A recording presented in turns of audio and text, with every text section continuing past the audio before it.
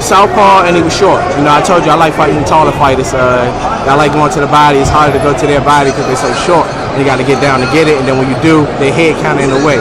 So, you know, he's a slick boxer, you know, experienced. He don't have a lot of experience in the pro ranks, but in the amateur rank, you know, at the end of the day, he been boxing for over like 20 years, just as much as me.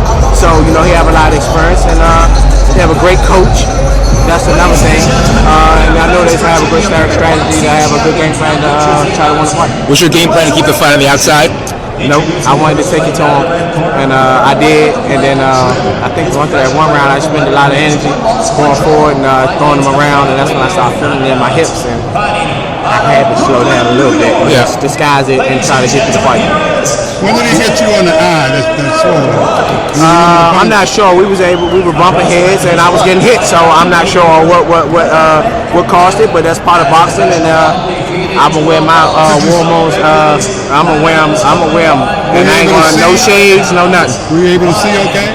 Yeah, there's nothing wrong with my eye or anything. Everything is cool. I'm feeling good health. Just cramping a little bit. I'm gonna go back and drink some water and hopefully you stood up during the rounds?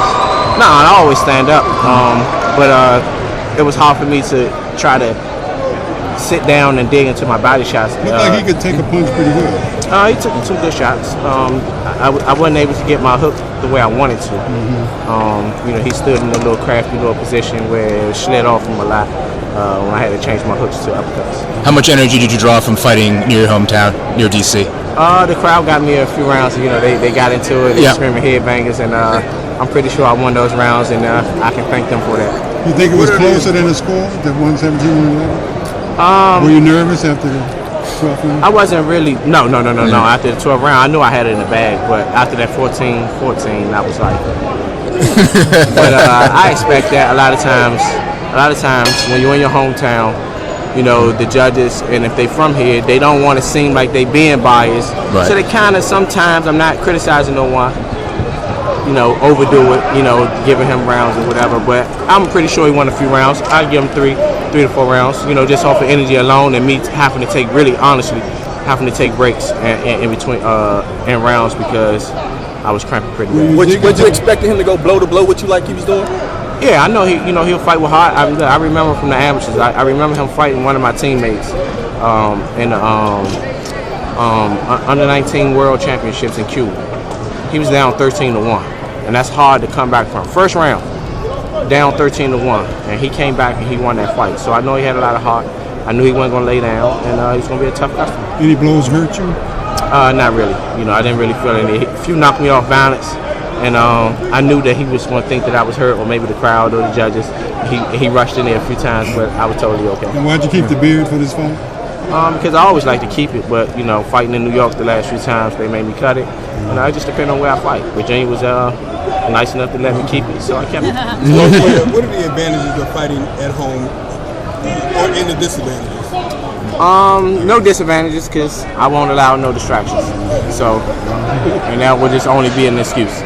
But the advantages are in rounds when it's tough, and you saw when the crowd got behind me, you know, I was able to push and have more energy, and they just cheer you on. And just the fact that I can train in my own gym and lay in my own bed and just be comfortable in anything I need. I know where it's at. I don't have to go searching or Google anything. You know, when I'm out of town to try to find a grocery store that I need, because I'm kind of like a health nut, so I'm gonna find the best things that I can, you know, to eat and things like that. So you're just more comfortable here, and it's always good when you come down that runway to enter the ring to see those familiar faces that you see on a regular basis. It calms you down and keep you at ease. They said on TV your parents are here watching you. Have you been to many of your fights? As I recall, they've been to maybe like the last, I would say about at least 5 fights straight, because they've been on the East Coast, New York twice, DC a few times. So yeah, I would say about 6-7 times in a row. Is welterweight still your future? Well, I'm no longer a junior welterweight. Just based on that performance right there, just the way I felt when in the middle rounds, I was cramping really bad. Like I said, I normally get them in training, but not too much in the fight. The last 3 fights, and it's getting worse every time. It's time. So what was your weight? What was your weight when you went in the ring? I slowed down. Last night I went to bed at like 160, And I was like, you know what? I don't want to be too heavy and get sloppy, so I slowed down. I tried to keep it at that weight. I was maybe going in the ring, maybe 160, 161. You enjoy fighting on the same day as your brother. What's that like? Of course. I'm glad he had an easy time with his fight, and you know, I didn't have to be nervous or anything like that. You know, he kept it short, quick, the way I like it to be, and I was able to focus on my fight.